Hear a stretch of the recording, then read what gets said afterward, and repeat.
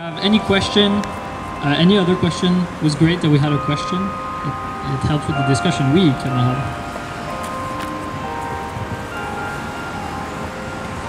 Oui, bonjour.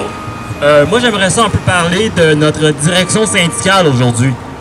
On se souvient très bien, pas moi parce que je n'étais pas né, mais lors des années 90, il y a eu une grande mobilisation syndicale pour faire un boycott ouvrier du régime d'apartheid en Afrique du Sud.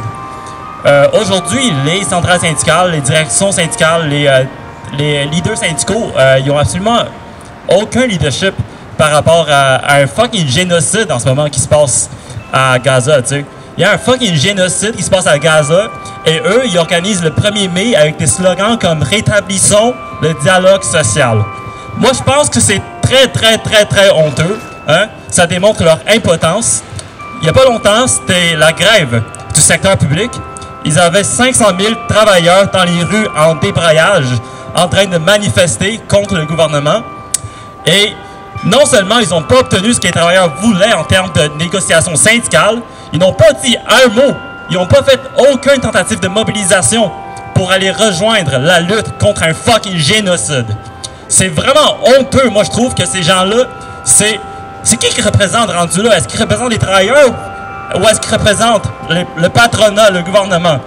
Moi, je pense que c'est une question qu'on doit se poser aujourd'hui et je pense qu'il est temps qu'on s'organise. On organise ceux qui sont tannés du syndicalisme corporatif que ces gens-là représentent pour pouvoir mener une révolution interne dans les syndicats pour se débarrasser de ces agents conciliateurs du patronat. Merci, camarade. Merci beaucoup. Ça m'amène à parler d'un truc. Si vous avez des propositions ou des idées de qu'est-ce qu'on peut faire, des actions concrètes. Par exemple, si vous êtes dans un syndicat puis vous voulez amener une motion, vous voulez organiser un comité pour la Palestine contre le génocide, ou si vous êtes dans un campus comme Richard l'expliquait, vous voulez vous mobiliser, apportez vos idées. Nous, on peut vous aider. On a des militants dans plein de milieux différents. C'est ça qu'on fait. On veut répandre le mouvement. Right? So I'll just explain in English. If you have any ideas of mobilizations, of activities, of next steps to do to spread the movement, if you're in a union, you could pass a motion, organize a Palestinian committee, right, against the genocide in your union. If you're on a campus, you can mobilize the students. You can talk here on the mic, or you can come talk to us at the end. We also have a form you can fill out, which says like, oh, I want to help. How do you want to help? And we can get in touch with you and organize with you, right? Because that's what we're looking to do. We want to organize and spread the movement and escalate, as Feher said, right? Ok, donc avant qu'on termine, est-ce qu'il y avait d'autres camarades, d'autres personnes qui aimeraient parler, qui aimeraient poser des questions, proposer des actions ou autre chose? Anyone else who would like to speak, ask questions, propose anything?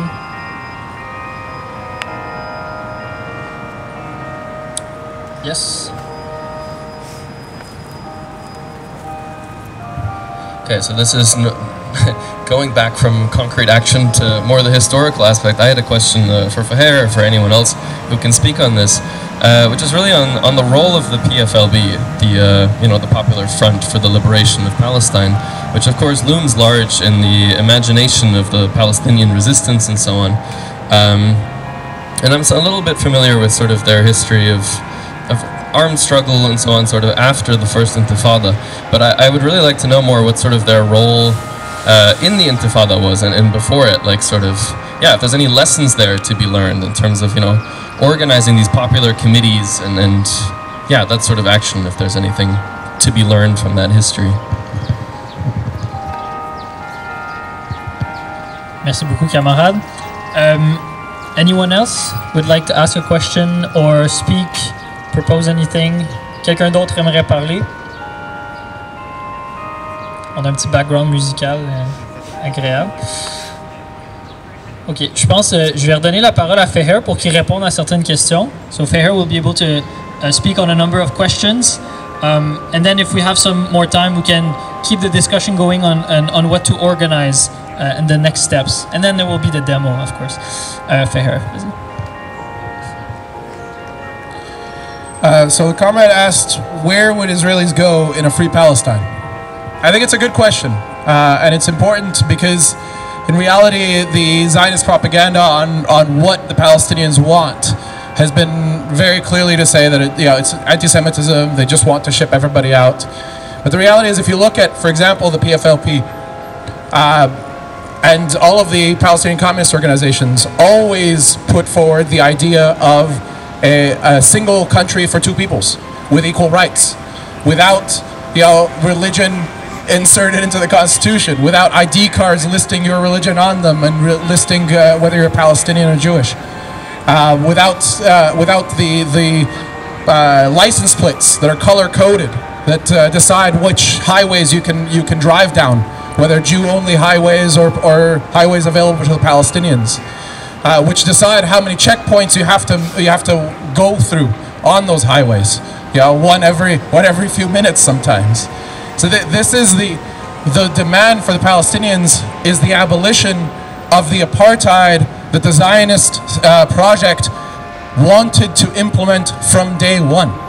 It wasn't even in 1948 that they began the apartheid project. It began when they implemented the policy of Hebrew labor as early as the 1920s. And what the policy of Hebrew labor represented was actually the racial segregation of the economy. This was a plan. The idea was that they wanted to foment Zionist capital in Palestine. They wanted to foment a Zionist petite bourgeoisie in the settlers, but they also wanted to create a Zionist working class, an Israeli working class.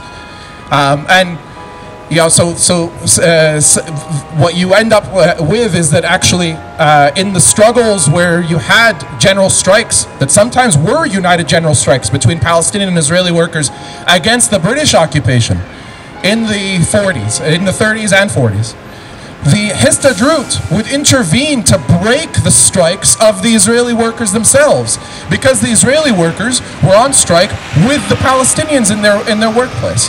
In one workplace, the Histadrut came in, signed an agreement with the boss at that workplace that said, fire all the Palestinians and the strike ends today. The local Israeli workers refused to agree to this call and continued on their strike until, with the demand that they would continue until the Palestinians got their jobs back. What did the Histadrut do?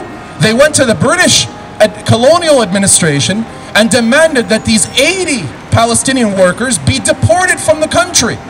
And that's how they resolved the danger that the Israeli workers might unite with the Palestinian workers, by getting rid of the Palestinians. So this was part of the project of Zionism from the beginning. So the Palestinians are not interested in implementing that project in reverse. That is not the desire of the Palestinian people, and never has been. The desire of the Palestinian people is freedom, is liberation, is to be allowed to live without oppression on their homeland. And I say their homeland because that is part of the genocide. The Zionist project has never admitted that the Palestinians even exist, let alone that this was their country when they arrived, that they were driven off of it, and that they have rights within that country, and that they have a right to return. These are all things that are completely incompatible with Zionism. They could never allow this. They cannot allow coexistence. Because what does coexistence mean? The comrade mentioned how many Israelis there are. Well, in reality, if we're talking about the right of return, we're actually looking at two populations that are about equal. In terms of the number of Jewish people worldwide, which not all of these Jewish people will ever exercise the Zionist right of return, of going to Israel and becoming citizens, well, the Palestinians are equal if you include the diaspora. And a lot of us will exercise that right of return. And so any sort of equality, and this is why the Zionists have always refused any form of equality, any sort of equality would end the demographic situation that Zionism relies on. You would have a Palestinian majority, not just in the West Bank and the Gaza Strip, but with right of return, you would end up with a Palestinian majority in the 1948 areas. And this, of course, from a Zionist perspective, from a bourgeois perspective, is a nightmare, right? Because on a bourgeois basis, this could only be more bloodshed. But first off, it would never happen on a bourgeois basis. The bourgeoisie, whether Palestinian, whether American, whether British, whether UN or anybody, right, or the local regional regimes, none of them really want to see the right of return actually applied. They don't really want to see this ended. And so this would never actually happen on a bourgeois basis. And so that's not the nightmare that we're looking at. What we're looking for is a socialist solution. A solution that starts with the expropriation of the Jewish National Fund, which began as the the Zionist Colonial Bank was its original name, which went into Palestine in the 20s and 30s and 40s, and not only seized land by financing the militias and then justifying or doing the legal paperwork for land seizures that were done by the militias themselves directly, but they also legally, quote-unquote, bought land from the Arab bourgeois, whether it was the Palestinian bourgeois living outside of Palestine, or those living in the cities that owned land in the countryside, or the Saudi bourgeois who owned land in Palestine and sold it to the Zionists. And in every case, when land would pass hands into the hands of the JNF, what it would add onto the contract for the land, the deed for the land, is that if you were to rent that land or to buy or lease that land from the JNF, and they were to find out you were then to give it to a Palestinian, they have the right to seize it back from you. And so this apartheid system is written into every part of the Zionist regime. It's written into it from its base. It's in its DNA. And so the whole regime has to be uprooted. All of Zionism has to be uprooted. The entire project has to be abolished. And the only way that we can do that, the only way that we can end the nightmare of this genocide, is a workers' movement, is a revolution, is socialism, is communism, actually. As a communist, I would go that far to say.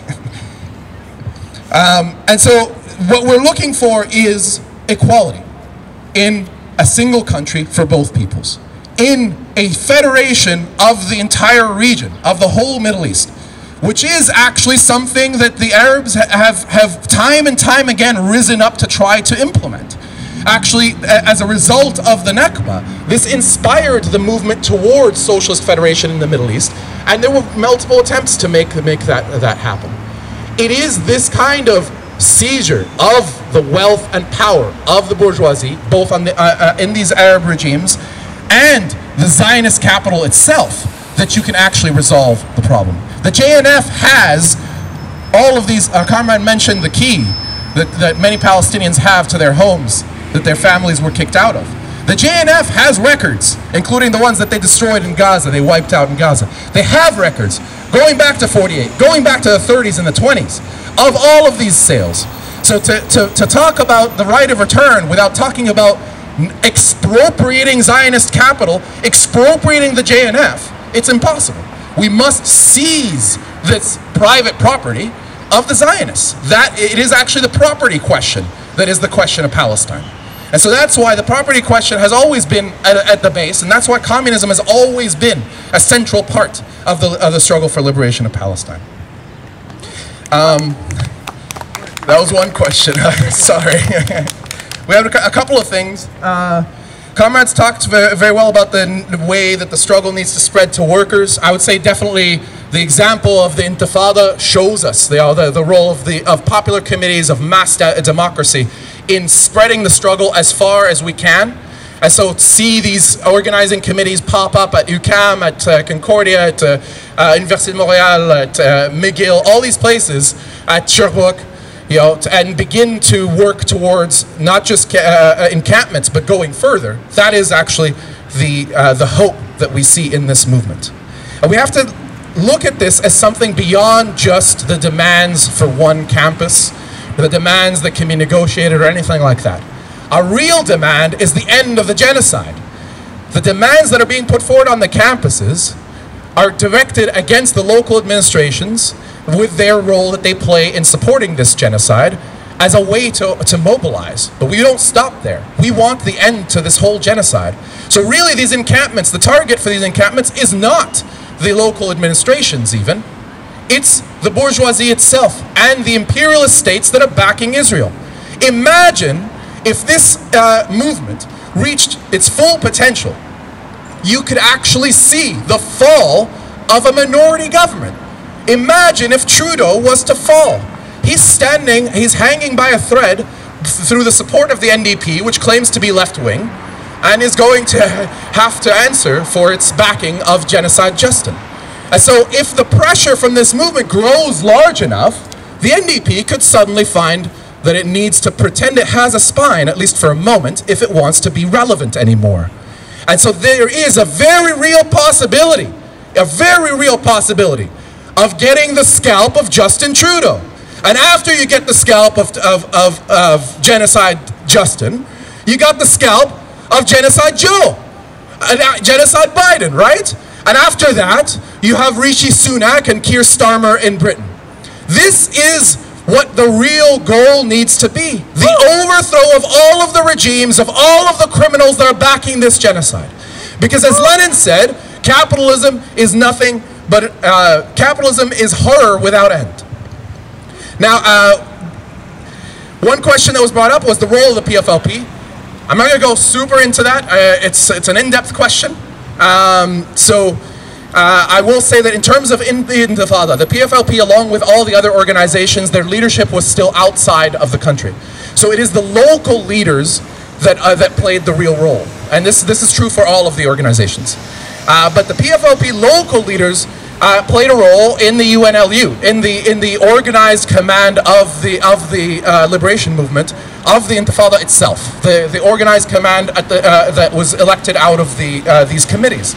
So when the 40,000 committees united together, you had the PFLP, the DFLP, and the PCP ended up being represented on this committee. They played a role, but in reality, the main role was the masses themselves spontaneously organizing and going past what the official leadership had thought possible.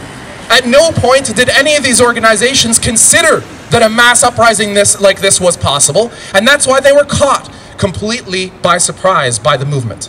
And it's only at the end that the PLO would be able to swoop in and dictate that the movement should actually demand a quote-unquote independent Palestinian state, which is not the real desire of the Palestinians. It is the liberation of Palestine. It is equality in our homeland, not a separate state aside from sitting next to the Zionist regime.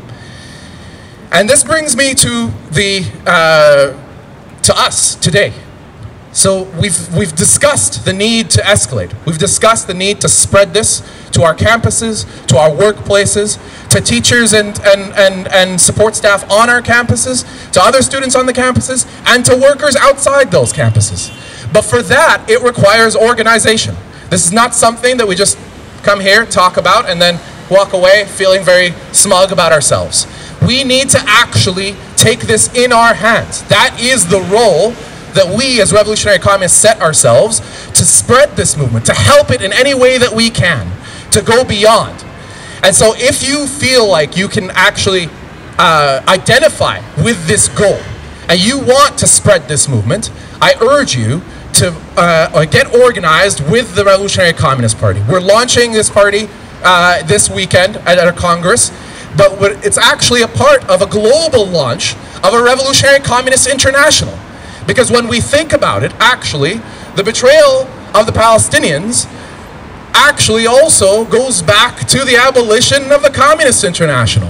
Stalin could have never passed the Zionist position of backing partition through the International had it actually still existed. And so we need an international organization. And our comrades of the RCI have been organizing across campuses, across the world, and intervening in this glorious movement everywhere in the world right now, everywhere that we exist. The RCA, the Revolutionary Communists of America, organizing at UCLA and all the other campuses. We have comrades organizing on campuses in Britain, in France, all across the world, in Sweden, in Switzerland. So if you want to take this movement seriously and take it to the next level and expand it to threaten capitalism itself and imperialism itself, which is the only way to end genocide, then I urge you to come join the RCP and volunteer. So please, if anybody has not yet gotten involved, but feels enthused by this discussion and wants to join the movement and wants to be